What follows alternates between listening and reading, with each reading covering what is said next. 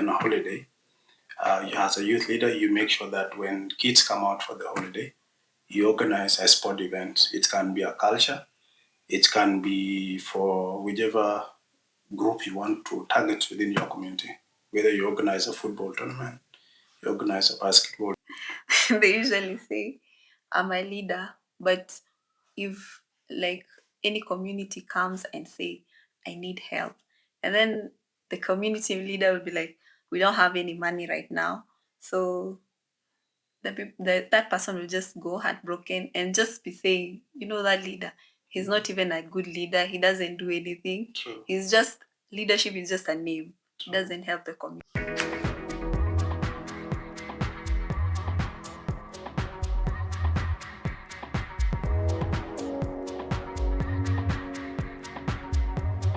Hello, guys. Welcome to another episode on the Red Table Podcast. I'm your host, Tina Arop, and today we have someone. Today we are not actually focusing on the music part, but we are focusing on the leadership. And yeah, so you're welcome. Thank you. And tell us about yourself and what's your role. Thank you. My name is Kuol Arop Deng. My role, as you said, I'm one of the active youth that has participated in youth affairs in term of leadership as the main topic of on the red table today. Yeah. So tell us about, how do you define youth leadership in today's world? Youth leadership in terms of the modern world, how we look at it as youth, you focus more on your ability as a person to be able to influence the decision of the other youth. You're in a position of power where you can motivate and empower a group toward, let's say you have an objective or you want to achieve something, you have a common goal. In today's world, youth leadership is your ability as a person to influence your social circle. Okay. So mostly nowadays, let's say like the youths have actually given up on the leadership. Even if like, let's say I am a community leader or I'm some chairperson of a certain party, how would you tackle it? And now that the youth are no more into this leadership thing. I think it's right, because if you look at how youth look at their current activities, you may find there are so many associations, South Sudan association to be specific, and you may find some of these associations, the number of the youth that are participating is less compared to those that are just in the houses engaged in other activities.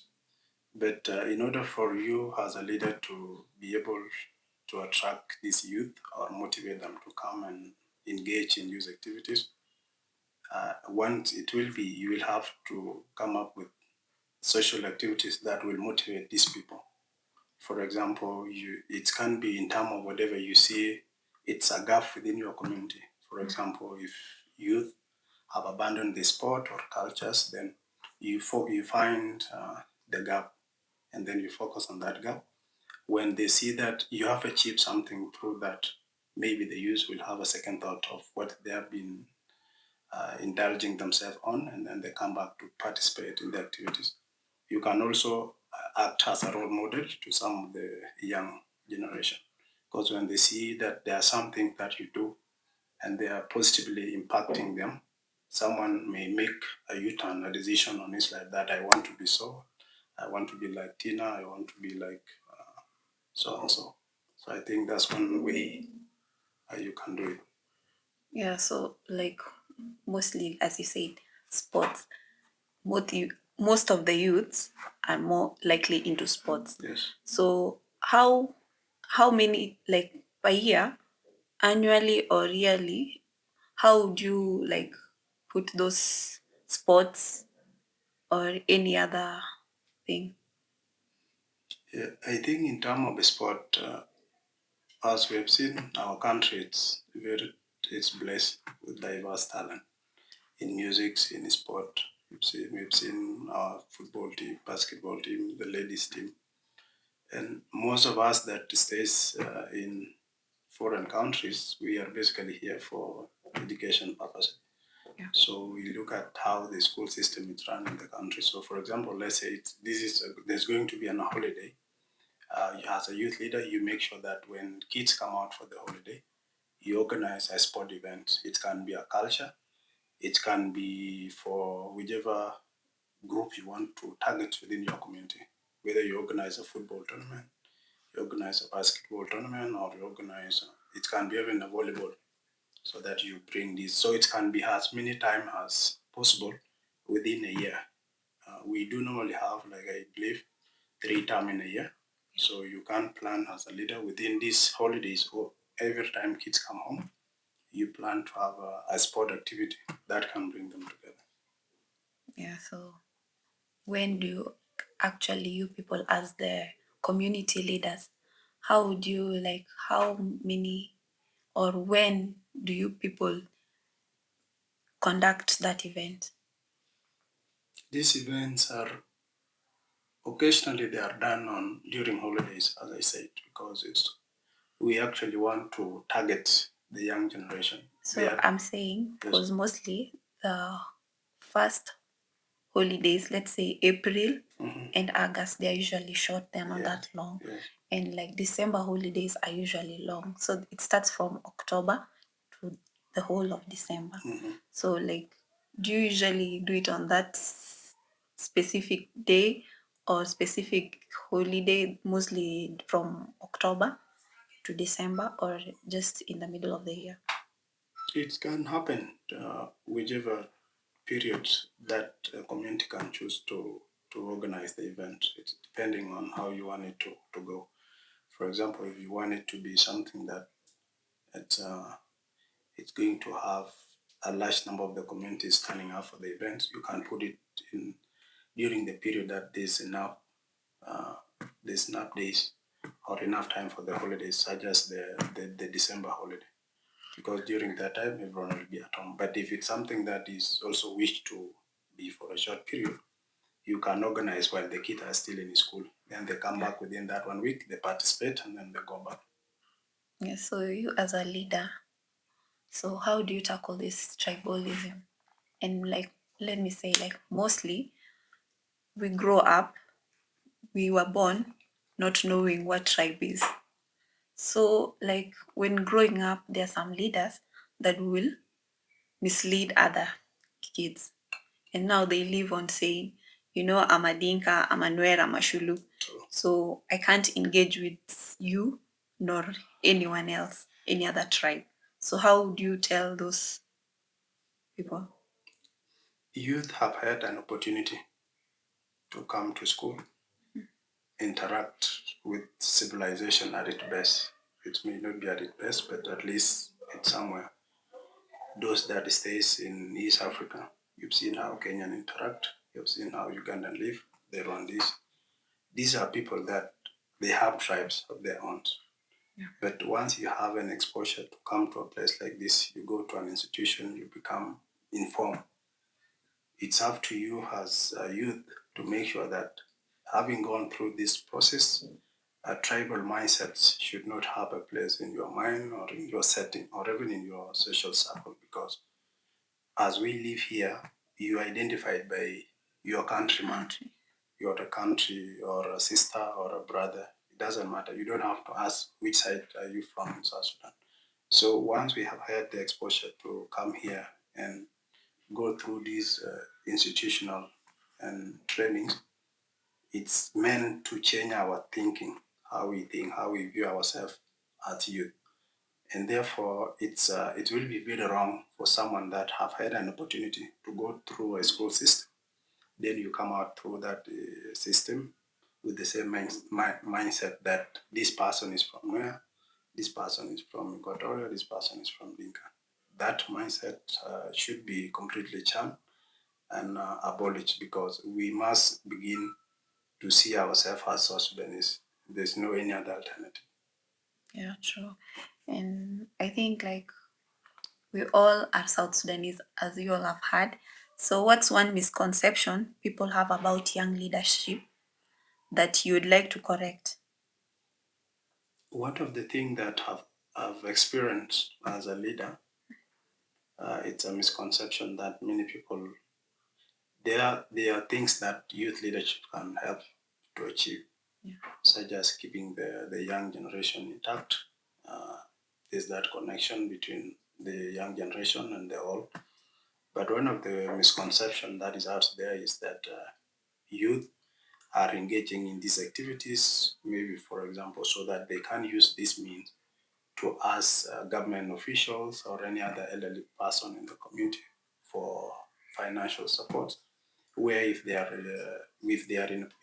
given that, then they will misuse the resources for their personal gain, which I believe it's a very bad misconception because some of these youth, if you look at the activities that they do, some of these leaders in their communities, in the association where they work, you may not see what they have done per se for everyone in the community to know. But some of the kids that are in the schools, there are some that they have come in to finish their school fees. Some they have paid the full fee. Some they have maybe a student is supposed to do exams and as a semester is about to end and they will be denied to do the exams.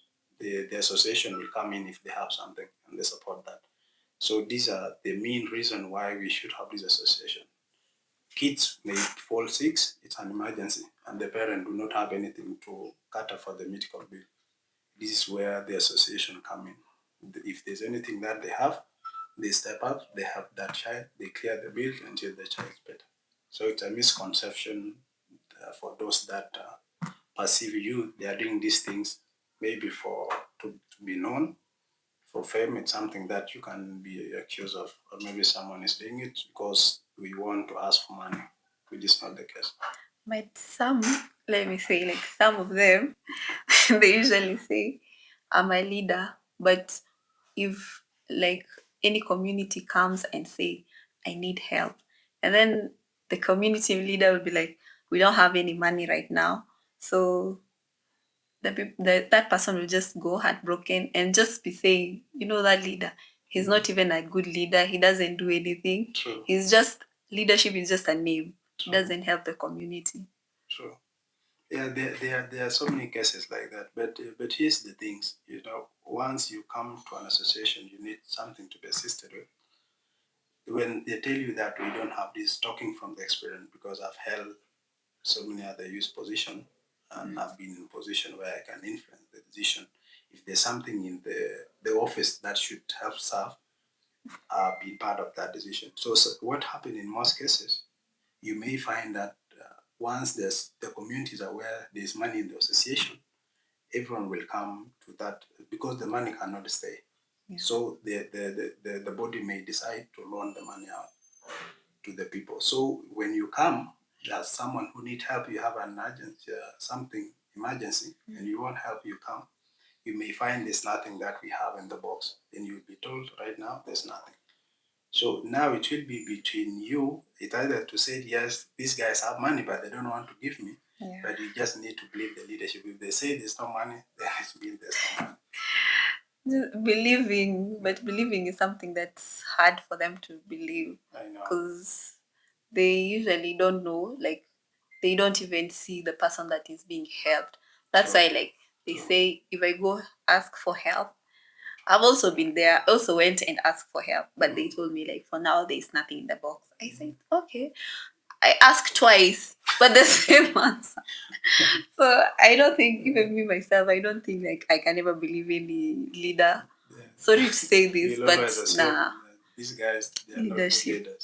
One day I'll just run for leadership somewhere in my community or anywhere else. Be ready. What's the biggest challenge you faced while working with your people in our community, and how did you overcome it? Uh, I think from my perspective as a leader, I've faced some challenges, and one of the biggest that I faced, it was recent when I held a position in our community. I was a chairman for Baral Kazal, until sometime last year, I believe, in 2024. And youth politics, they sometimes do have crisis. They are grudges because in leadership, it can never be peaceful. It doesn't matter how small it is, whether even if it's in a Payam leadership, there will always be someone who is in a position to oppose what is to be done. So I have had quite few challenges during that period, and I was able to overcome those ones because in order for you to overcome something, you have to ask yourself, what is the end goal? Because when I stepped in to be a leader, my goal or my objective then was what I can do for the people that I'm going to lead, my brothers or the sisters, the young generation that has entrusted me with the leadership. So during that time when the crisis in our community arose, one of the things that I did to help me tackle the challenge was I asked myself, what was my objective of firstly wanted to be a leader? And my answer was I wanted to be in a position to influence and empower the young people. But if I fight through that, how will I beat him will I remain objective to what I wanted to achieve, or will there be a crisis? So what I did when I was not in a position to answer how I can help the people, I realized I was losing the direction I was going as a person. So I had the decision I made, I had to step aside from all the crisis that was happening in hope that it will help to resolve the issue that was happening. So when you find, as a leader, when you find yourself in a crisis, you must always remain objective. What is it that you wanted to achieve? And by acquiring that leadership, are you able to do that? If you find you have lost direction and whatever is happening, it's going to a wrong direction, then you take a step back and you let the community have their say. Because after all, the leadership is theirs. Yeah, and you just have to just bear with whatever the community is saying, Yes. backlashes. True. If you have to face all that. That's one thing with the leadership, because you will not manage to please everyone. It will never work. There are people that will be very unhappy with you, and there are people that will be happy with you. So what you do, even if you cannot balance between the two, you can choose one, knowing that what you're doing is going to upset a particular group of people. But it is a decision that you have to make. There's no in between. You have to step aside, make that decision so that other things can happen. So yes, there will be that someone who will hold a grudge for you what you have done, someone who will speak badly. There will be all that. But I've never understood this thing. Like me, let's say for example, me and you are vying for the same position, but you win the people's favor. Now you go behind my back saying you stole the votes, you bought people, you did this and that. So how can you tackle that? It's one of the thing. When went back to contest for the position of the chairmanship for Baral Kazal Youth Association in Kenya, the first thing I did, I reached out. Good enough, the other candidate that was buying also reached out to me. So both of us had the same interest. So we had a sitting. And one of the things that we talked about was whoever is going to win this election, we should make sure that you tell each one of us will tell the supporters that this is the right, the people, our people have made a decision and this is the leader they have chosen. And therefore, whether you think the results are okay or not, the decision have been made and you have to agree with that. So it's happened sometime, as you put it, when people contest, one person loses the election. There's only two outcomes in an election. There's no draw in an election. You must lose or you must win. So when you lose it, when you go to contest for the election, you should always be prepared. How will I react when I lose? Because when you go to an election knowing that you may be the loser in that election, you prepare already. And as you prepare, you tell your supporters, you tell the people that back you, there's nothing like this has happened. But of course, there will always be crisis during voting process. It doesn't matter, even if it's a small election, there will be a crisis in that process. So sometimes it's depend with you as a person. People will talk. Yeah. But if you have a legitimate reason to contest the result, you should do that with evidence. This has happened and this has happened. Yes. So how do you balance traditional community values with the fresh ideas younger generations bring? In order to balance from my perspective, Yeah. there's nothing I can say. It's the fresh, the ideas from the fresh perspective of youth as of now. There's nothing that has changed from what traditional values used to be. If in fact there's any changes, it might have been that it has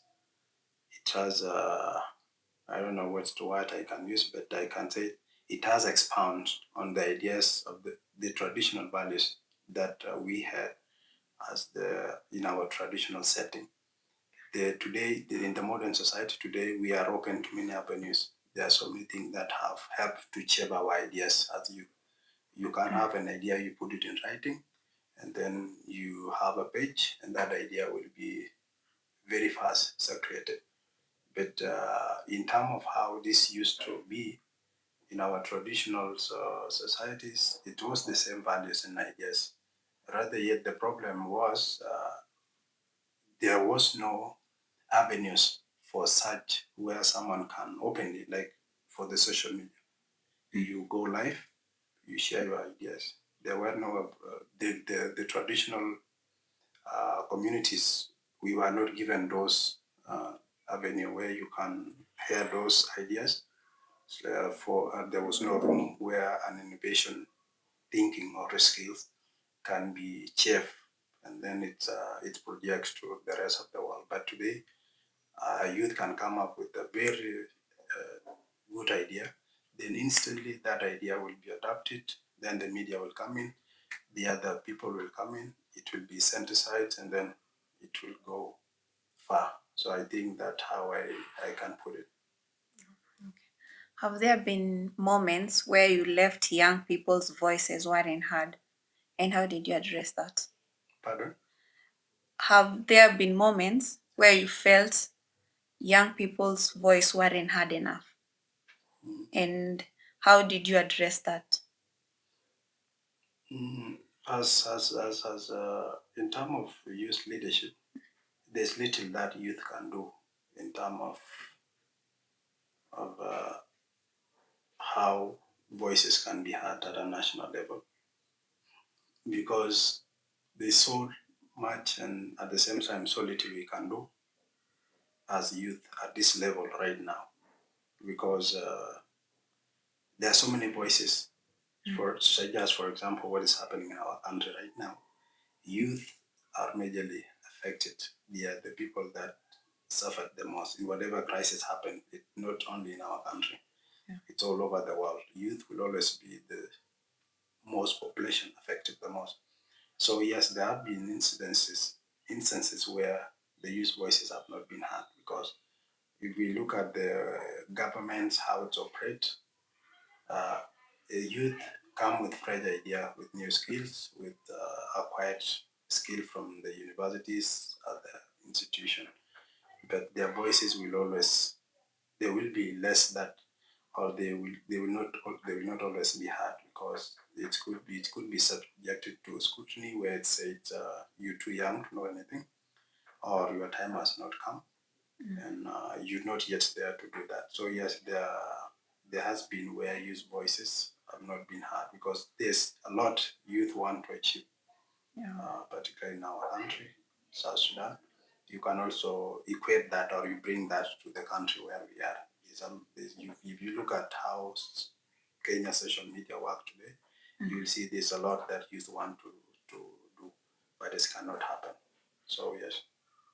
So, as a leadership, we would request one day as youth, we want a meeting with you all, and we want to be given a chance to say whatever is in us that we want to let the leaders know, and so that you'll pass the message out there to the people at home and bring us together.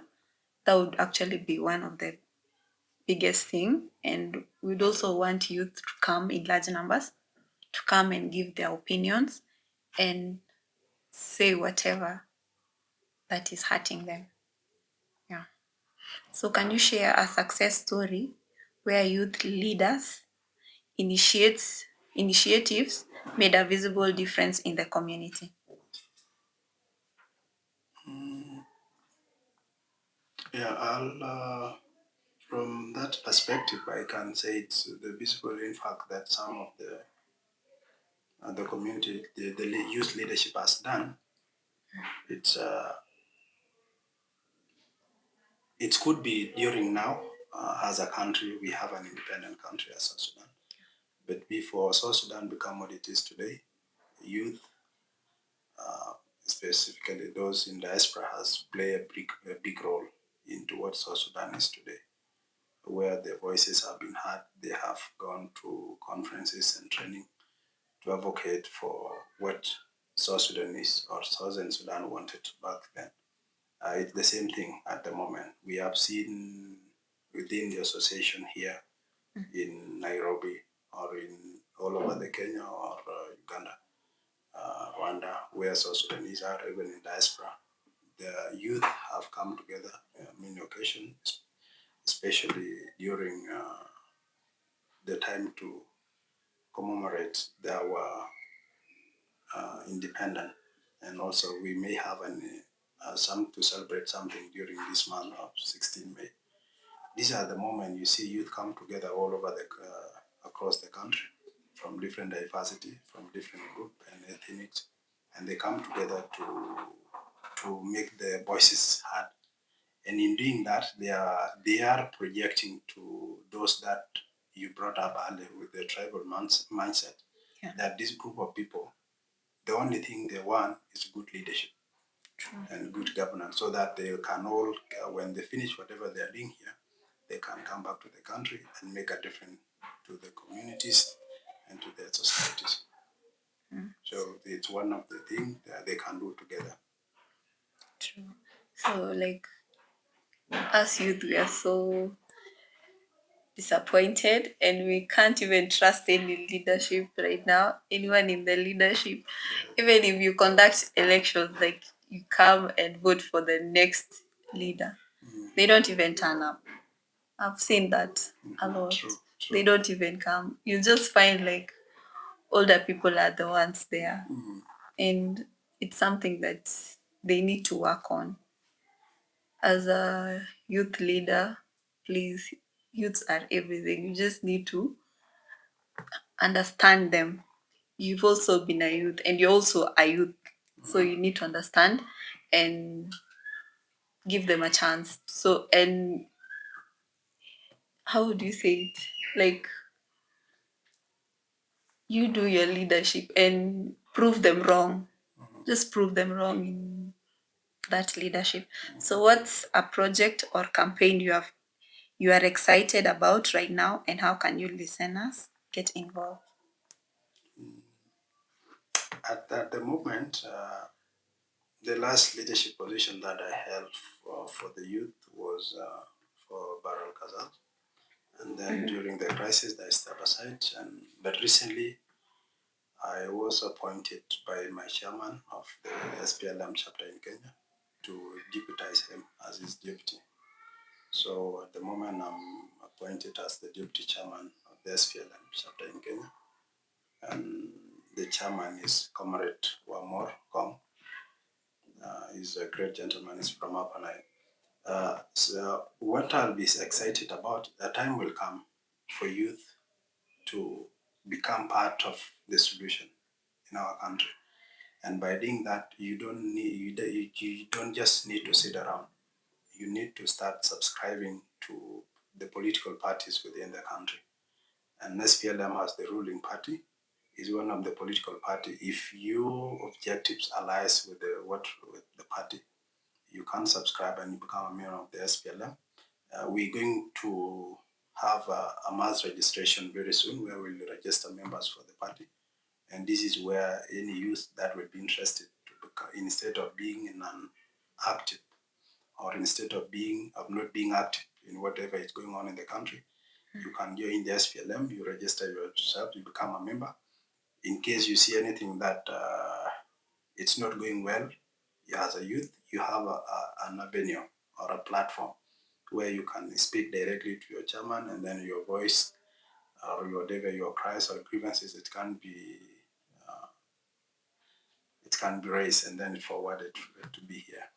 So about the SPLM, some people out there, like for those that grew up here in outside the country, some of them might not even know an idea about it.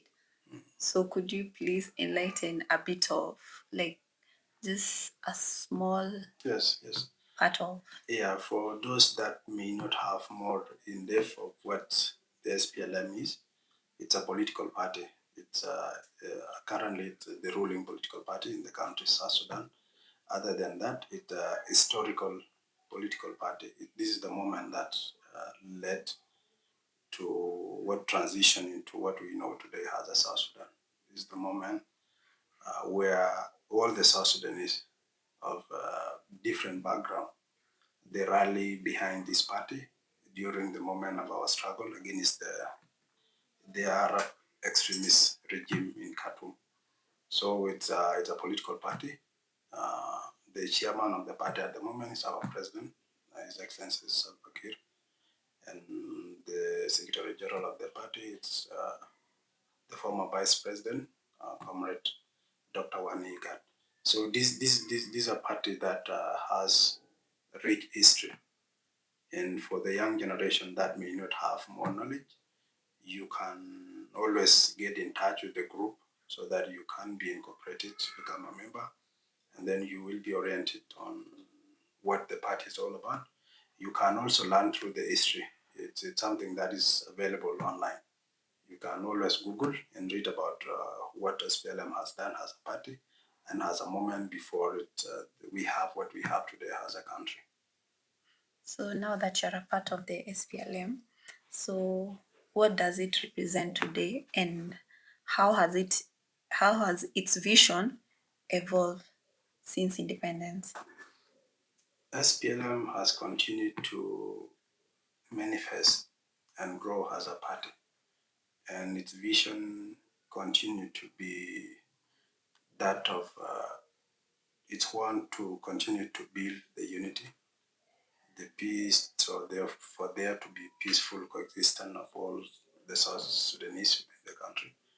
The country can have true justice, and there has to have a good governance, and we must give room for democracy to spread its wing out.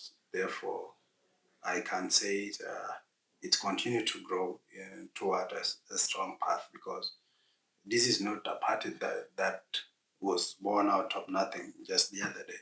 It's a party that has been there for so many years, even when there was little known about it. But as of today, it is something big, and it's known, and it has gone far. As we know, it's going to continue to do so much and a lot for the people and the country as a whole.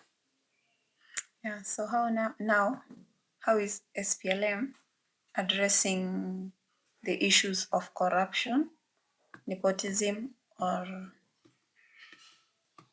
Yeah, weak institutions? I think the thing is, as a party, there's limit to what you can do as a party and to what you can do as a ruling party. The issues of corruption, the current government, the government that is in place, it's led by the SPLM, yes, but there are so many other bodies, or let's say it's official from other parties working with the SPLM to run the country. So the issues of the corruption, the issues of the nepotism, or any other aspect that may not go well with how we want our country to go, It's not something SPLM as a party can handle on its own. This is something that's going to require an individual effort from you as a person, whether you're a youth or a grown up or a government official, because you may have the urge to want to employ your relative. That's where corruption begins. You don't necessarily have to be a member of a certain political party such as the SPLM for you to avoid that. But just be a good citizen of South Sudan. Once you have the opportunity to work somewhere, you can recruit the young people based on their merits. What can this person bring to, to my office? What can it bring to change the life of the South Sudanese? So the SPLM as a party, I believe it's doing its best to fight the corruption and all any other negative aspects that is trying to drive our country backward. Okay, so what do you see as the biggest political and economic challenges facing South Sudan today?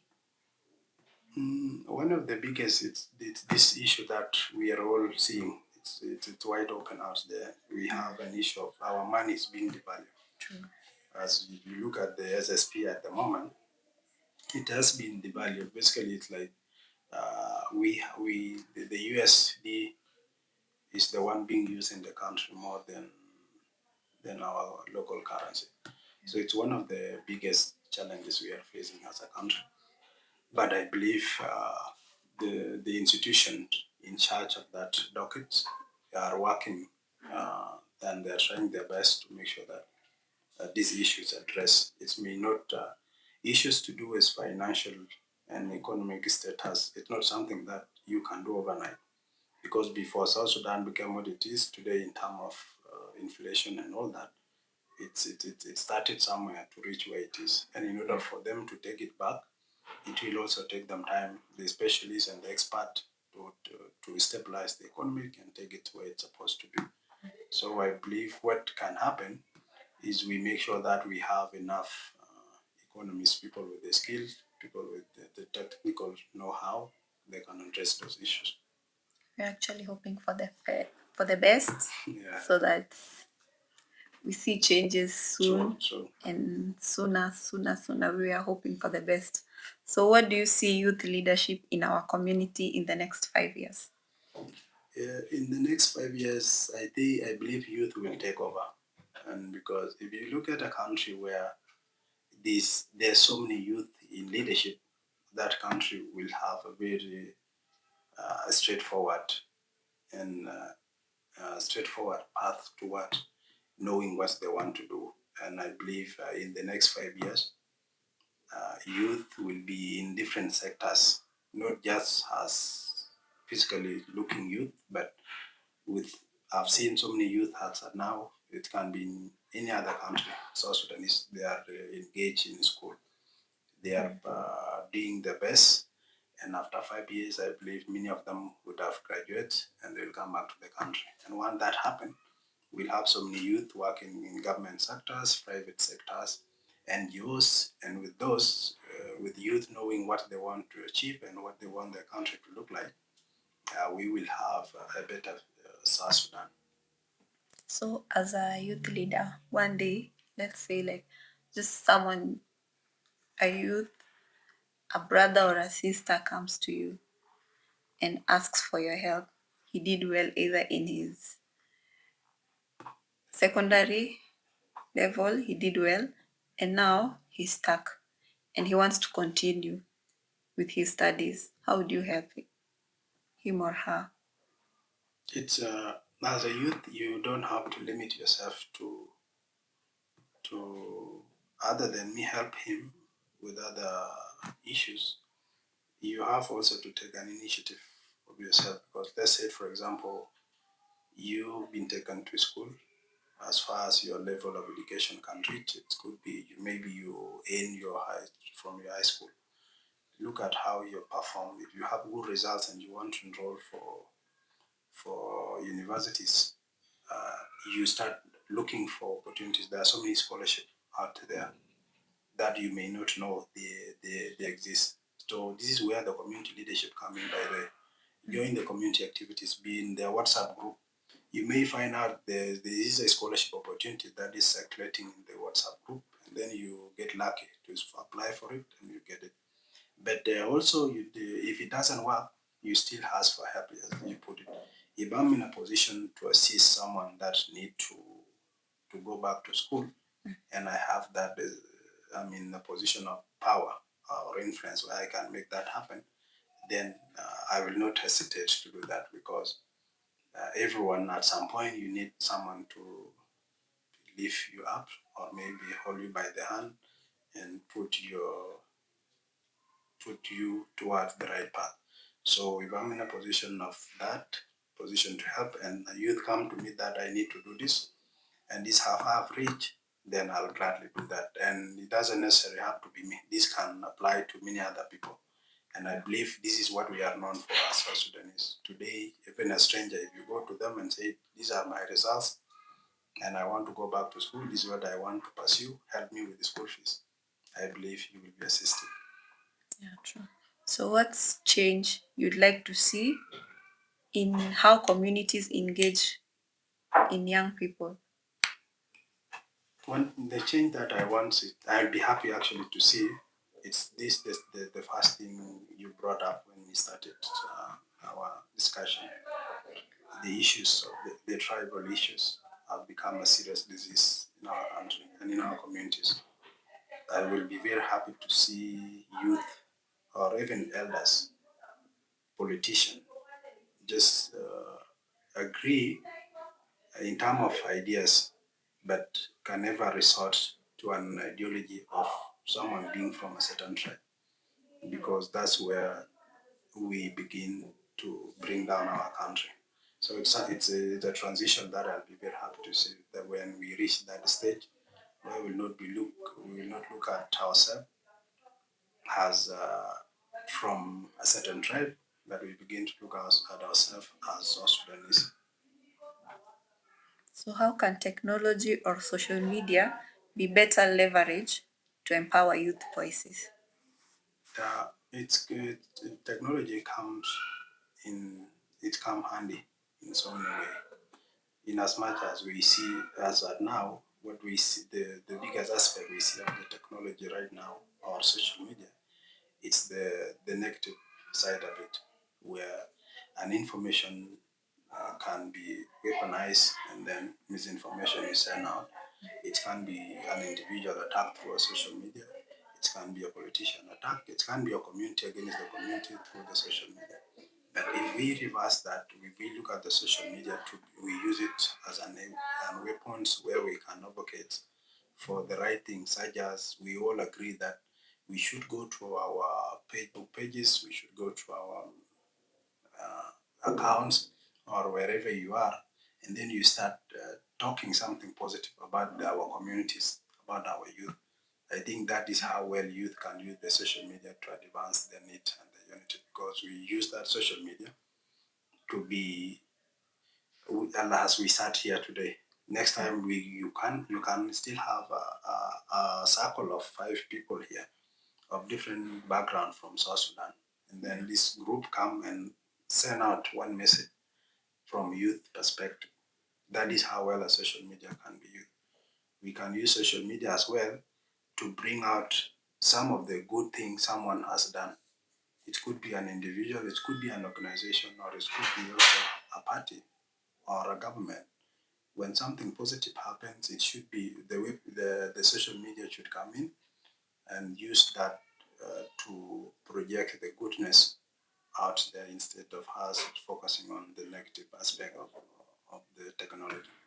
Yeah, so mostly I've usually came across negative videos, Yes. and mostly negative comments Yeah. and stuff. Like whenever something is happening back home, they'll say this, and mostly as some, not all, some of them are actually outside the country. They'll start making videos, True. trash talking the other communities or other tribes, this and that, which is actually sometimes people like us, we don't like it. Very And true. how would you tell them? Here's the thing. We used to say these things. In South Sudan, as at now, there's no single person that does not have a problem with another person. True. We can begin with the communities. A community could be having a problem with another community. A government at now is having a problem with another group within the country. It could be a section or it could be a clan with another one. There will always be a problem. That's how a country is. There's no country without, no single country without the problem. But the problem come in when those of us that have had the opportunity, as I said earlier, to be in first world countries. An example could be someone in America, it could be someone in Australia. You see, and when an incident happened, instead of you to use whatever information you have got from wherever source you got it, to change that information to be something positive, where the people, when they come to watch, then they follow your message, they find that indeed you're actually talking about something that can make change. Instead, you take that message and then you turn it into a tribal issue.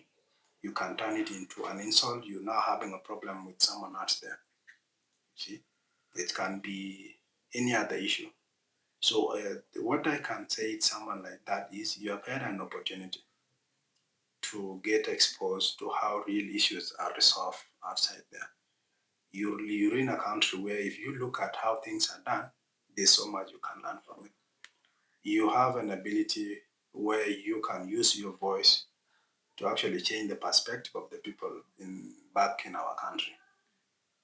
The fact that you have gone there, it can make someone in the village believe what you are saying, even if it's not the truth. Yeah. So instead of you using that platform or where you are to be the negative or to be the bad aspect of our society, I would advise you use that voice to be the voice of unity, the voice of peace, the voice where you can call if there's a need. Yes, the problem will be there, but be a voice of reasonings where you can say, okay, if this has happened, it has already happened. But moving forward, what should we do to avoid that from happening or to avoid the situation from escalating? And then you intervene. You come up, instead of you actually divulging yourself into issues where you can encourage people to do bad things, you could just tell them, this has happened, but let's take this step and see if it can. There will be a positive feedback from certain group, certain community, certain individual, or the government.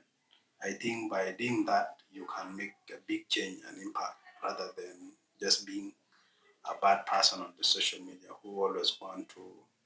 I don't know if it's because of being idle or because of what. You just want to make sure that you're part of the chaos that is happening in our communities. Guys, let's just step back from the chaos and let's focus on preaching peace and love and unity. So before you go, what would you tell those people that have lost hope, completely lost hope and trust in the community leaders out here? There's no need to lose hope. You know, anyone that become a community leader, it's not some alien from the space. It's a member of your community.